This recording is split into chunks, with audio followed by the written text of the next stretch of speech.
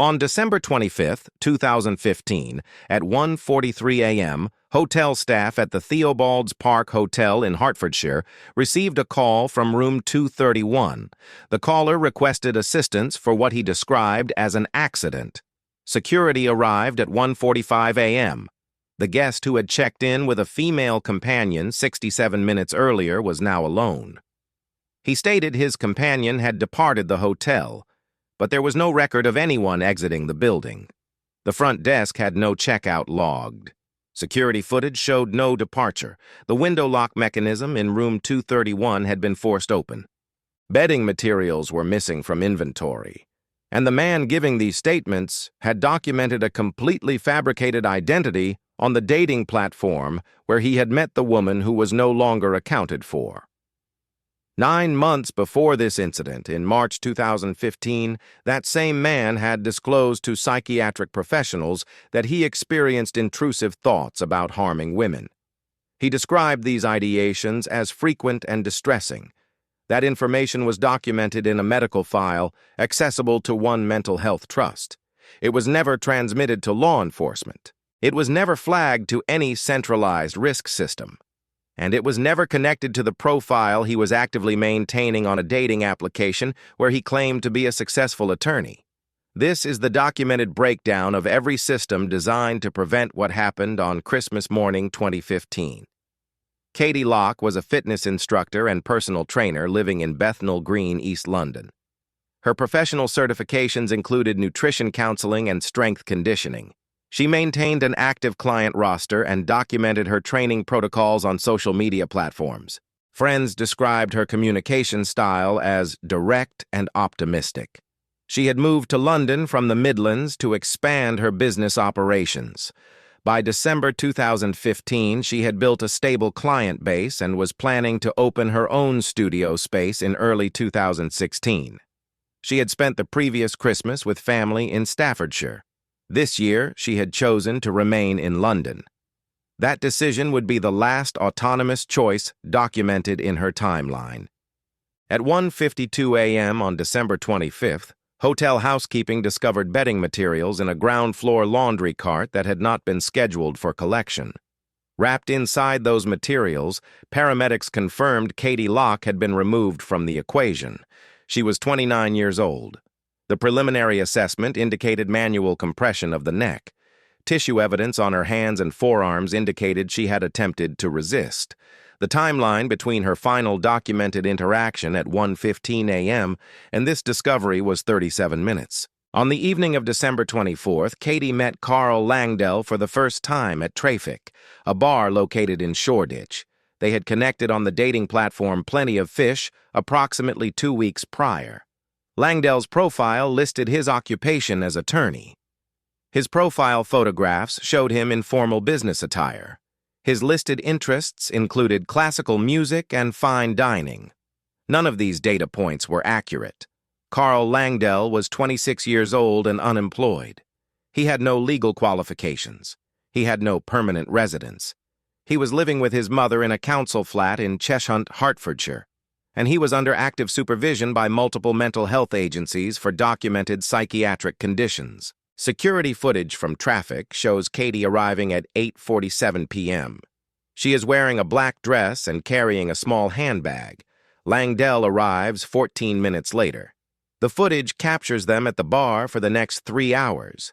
Witnesses would later describe Langdell's alcohol consumption as excessive. At approximately 11:20 p.m., bartenders observed him vomiting in the restroom.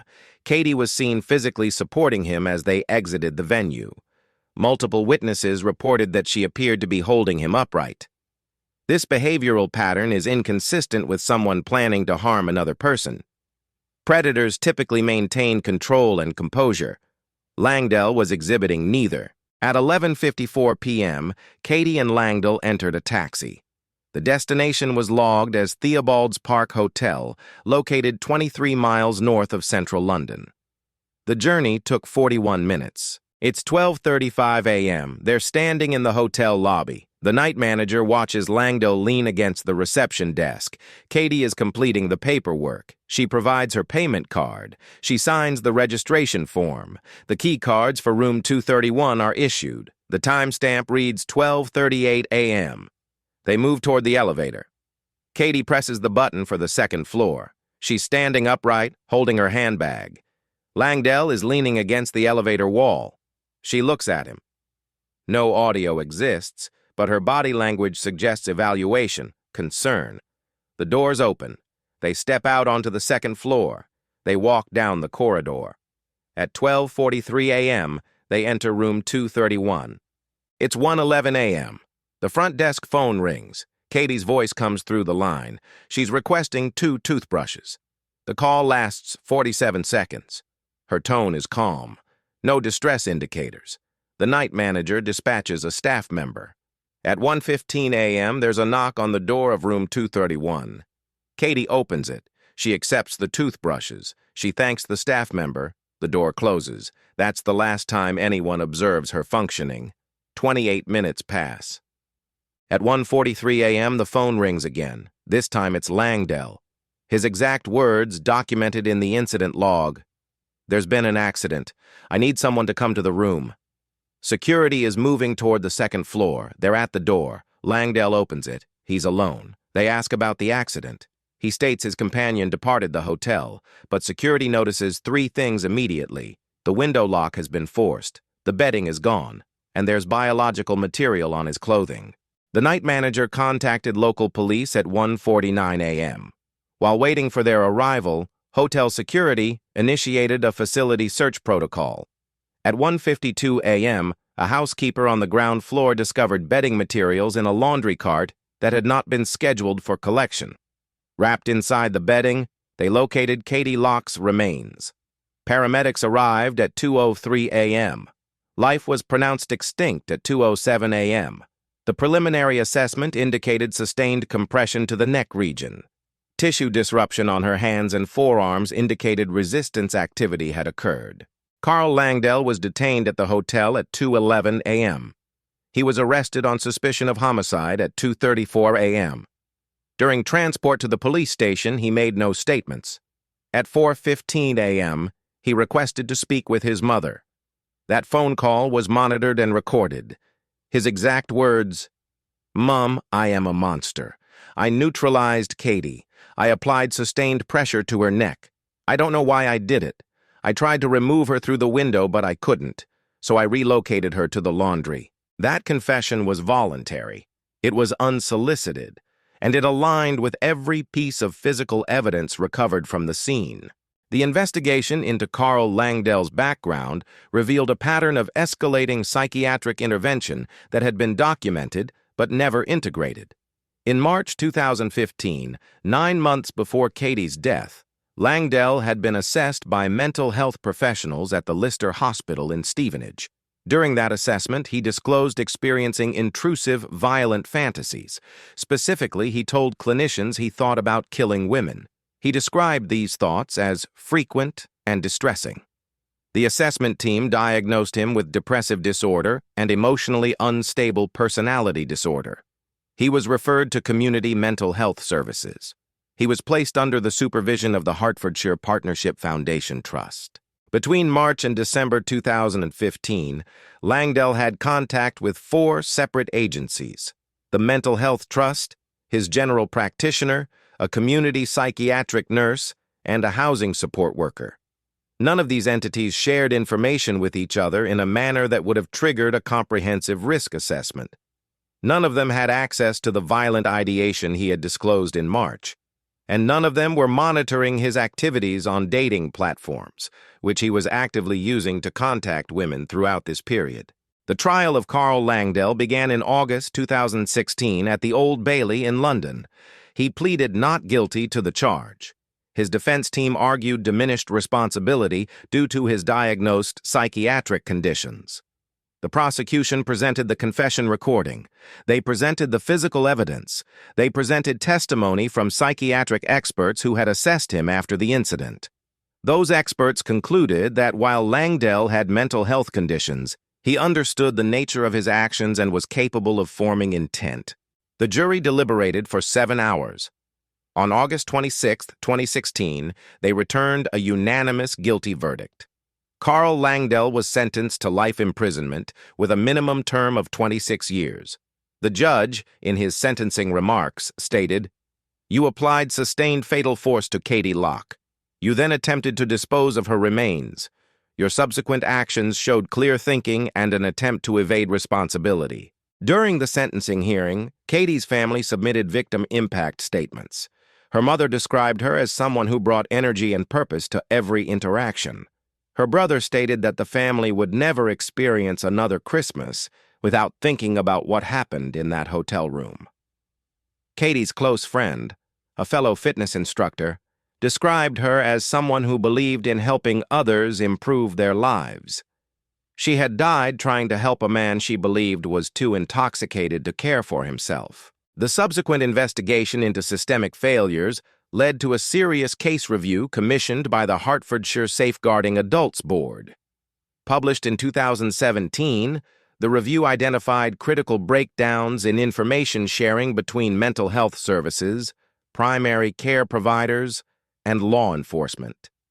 The review concluded that while no single point of failure directly caused Katie's death, the fragmented nature of Langdell's care meant that no agency had a complete picture of his risk profile. Recommendations included mandatory cross-agency communication protocols for individuals with documented violent ideation and the creation of a centralized risk register accessible to all relevant parties. Carl Langdell was incarcerated at HMP Wakefield, a high-security facility in West Yorkshire. On May 3, 2021, prison officers conducting a routine cell check discovered him unresponsive.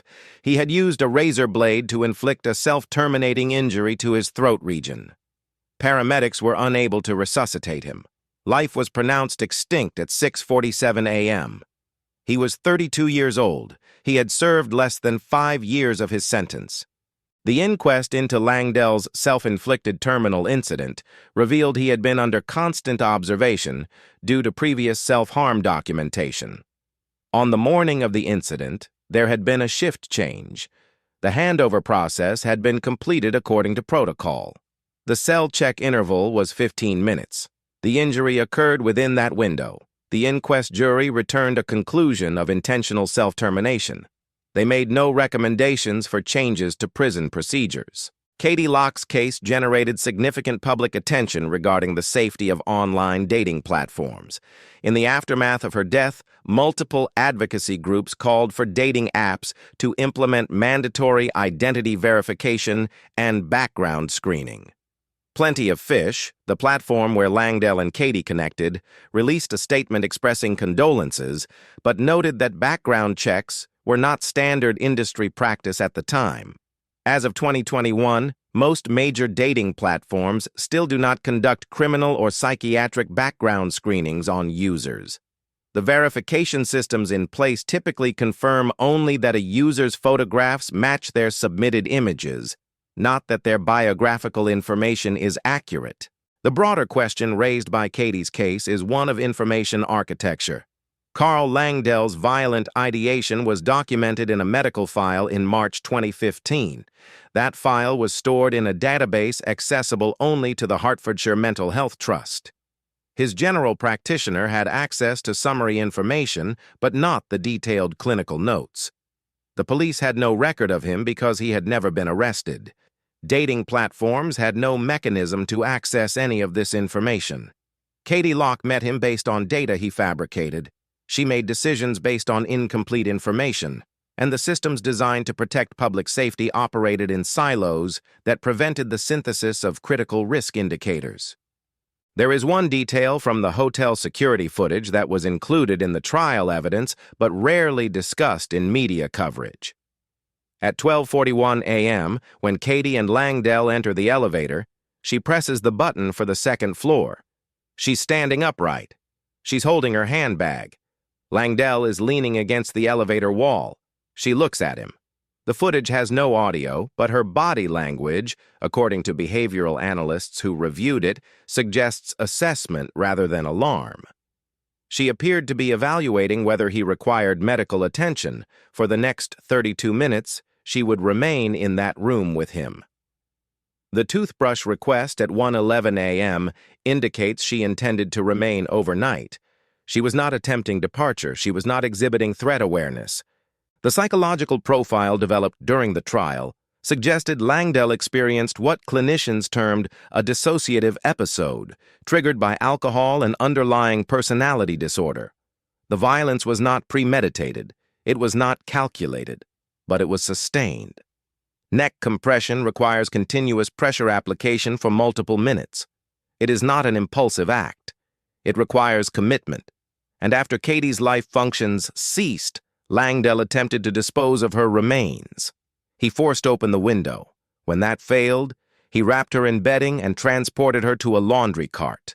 Those actions demonstrate cognitive function and problem solving.